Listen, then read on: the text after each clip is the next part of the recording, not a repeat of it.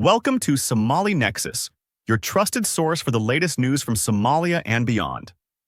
I'm Farah, bringing you today's top stories, breaking updates, and in-depth reports. Stay with us as we take you through the headlines shaping our world today. Headlines: Somalia to establish task force to combat ISIS in Puntland. Somali army retakes towns after Al-Shabab attacks. Somalia and Ethiopia boost military cooperation.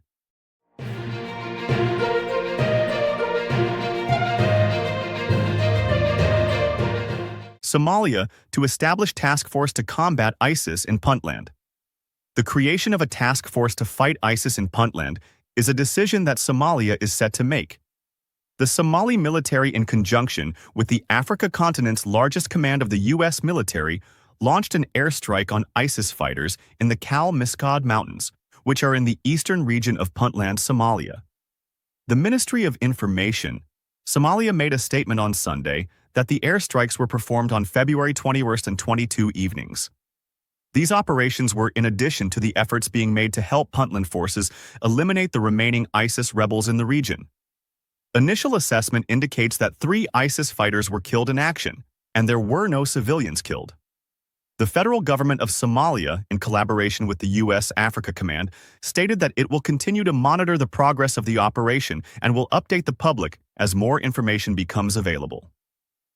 The president of Somalia, Hassan Sheikh Mohamud, has promised to form a special task force to assist Puntland in its fight against ISIS terrorists. At the parliament, Mohammed thanked the people of Puntland and its regional forces for their courage in the fight to eject ISIS from the strategic mountain areas near Bosaso. The president made the announcement as the military operations have been intensified to prevent ISIS from establishing its stronghold in Puntland. Furthermore, Mohamud claimed that Al-Shabab has been weakened and has been forced to abandon counties which the Somali army recaptured in the last 3 years. But this claim was made few days after Al-Shabab launched a fresh attack and seized several towns in the Middle Shabelle region. In a forward-looking stance, President Mohamud also revealed that Africa's first satellite launch pad to be constructed by Turkey. This massive project is expected to create thousands of jobs and make Somalia the space technology powerhouse of the continent. However, seismic surveys conducted by a Turkish ship in the country's coast have been encouraging in respect to the energy resources, but the exercise was nearly frustrated by abandoned fishing nets. As for the protection of the marine resources and the development of the blue economy, the president said that a stronger navy and better maritime institutions are needed.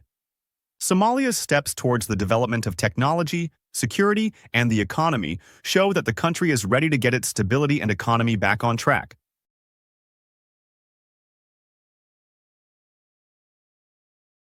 Somali army retakes towns after Al-Shabab attacks. Somalia's military successfully regained control of several towns in the Middle Shabelle region after coordinated assaults by Al-Shabab militants. The insurgents launched a series of simultaneous attacks on key locations, including El Ali Ahmed, El Baraf, and Mirtakwo, which were briefly captured before Somali forces restored order. The government reported that at least 130 militants were killed as security forces and allied militias repelled the offensive. Despite these claims, Al-Shabab circulated images on social media suggesting a temporary foothold in several towns, challenging the government's narrative.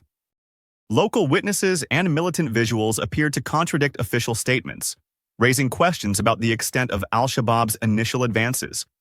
However, by Friday, Somali military officials released images asserting full control over the contested towns, highlighting their resilience and determination.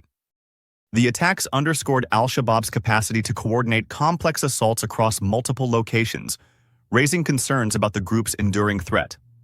The militants' strategic use of technical vehicles and heavy weaponry demonstrated their operational strength, despite government assertions of weakening their power.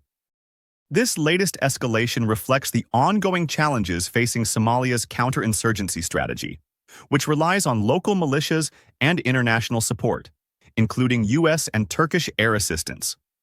As the conflict continues, the battle for stability in Somalia remains complex and fluid, underscoring the need for sustained security and political solutions.